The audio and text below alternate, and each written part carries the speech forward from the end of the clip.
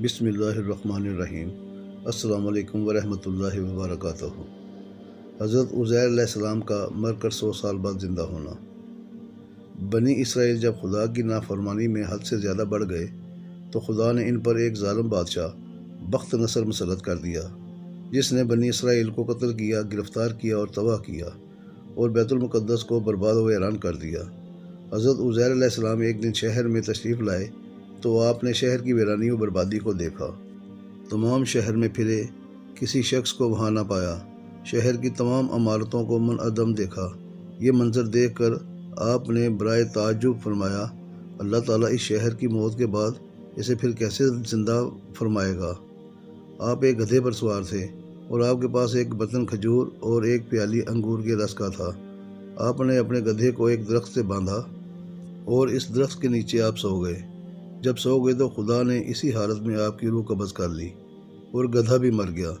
اس واقعہ کے 70 سال بعد اللہ تعالیٰ نے شاہان فارس میں سے ایک بادشاہ کو مسلط کیا اور وہ اپنی فوجیں لے کر بیت المقدس پہنچا اور اس کو پہلے سے بھی بہتر طریقے پر آباد کیا، اور بنی اسرائیل میں سے جو لوگ باقی رہے تھے اللہ تعالیٰ انہیں پھر یہاں لایا، اور وہ بیت المقدس اور اس کے نواح میں آباد ہوئے اور ان کی تعداد بڑھتی رہی۔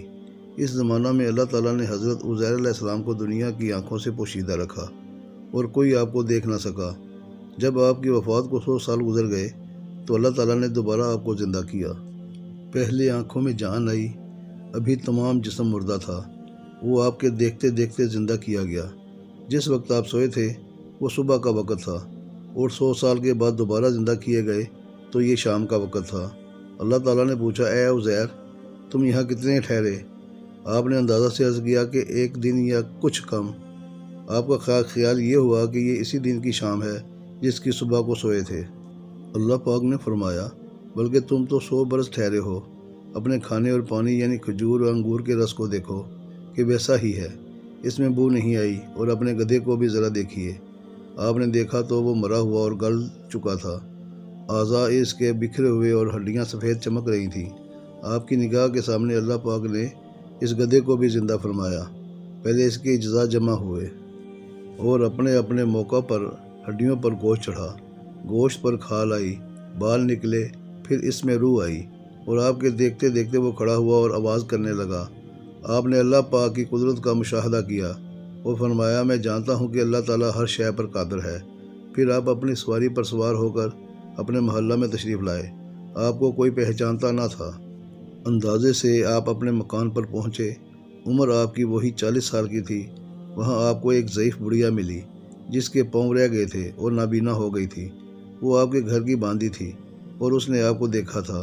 آپ نے اس سے پوچھا کہ یہ عزیر کا مکان ہے؟ اس نے کہا ہاں، مگر عزیر کو گم ہوئے 100 برس گزر گئے ہیں۔ یہ کہہ کر خوب روئی۔ حضرت عزیر علیہ السلام نے کہا، میں عزیر ہوں، اللہ تعالیٰ نے مجھے 100 برس مردہ رکھا پھر زندہ کیا۔ بڑھیا بولی، عزیر علیہ السلام مستجاب الدعوات تھے، جو دعا کرتے تھے قبول ہو جایا کرتی تھی۔ آپ اگر عزیر علیہ السلام ہیں تو دعا کیجیے کہ میں بینا ہو جاؤں تاکہ میں اپنی آنکھوں سے آپ کو دیکھوں۔ آپ نے دعا کی تو وہ بینا ہو گئی۔ پھر آپ نے اس کا ہاتھ پکڑ کر فرمایا، خدا کے حکم سے اٹھ۔ یہ فرماتے ہی اس کے مارے ہوئے پاؤں بھی درست ہو گئے۔ اس نے آپ کو دیکھ کر پہچانا اور کہا، میں گواہی دیتی ہوں کہ آپ بے شک عزیر علیہ السلام ہی ہیں۔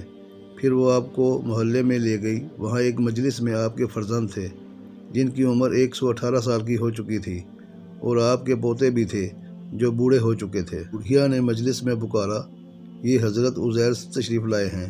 اہل مجلس نے اس بات کو جھٹلایا۔ اس نے کہا، مجھے دیکھو، میں آپ کی دعا سے بالکل تندرست اور بینا ہو گئی ہوں۔ لوگ اٹھے اور آپ کے پاس آئے۔ آپ کے فرزند نے کہا، میرے والد صاحب کی شانوں کے درمیان سیاہ بالوں کا ایک ہلال تھا۔ جسم مبارک کھول کر دیکھا گیا تو وہ موجود تھا۔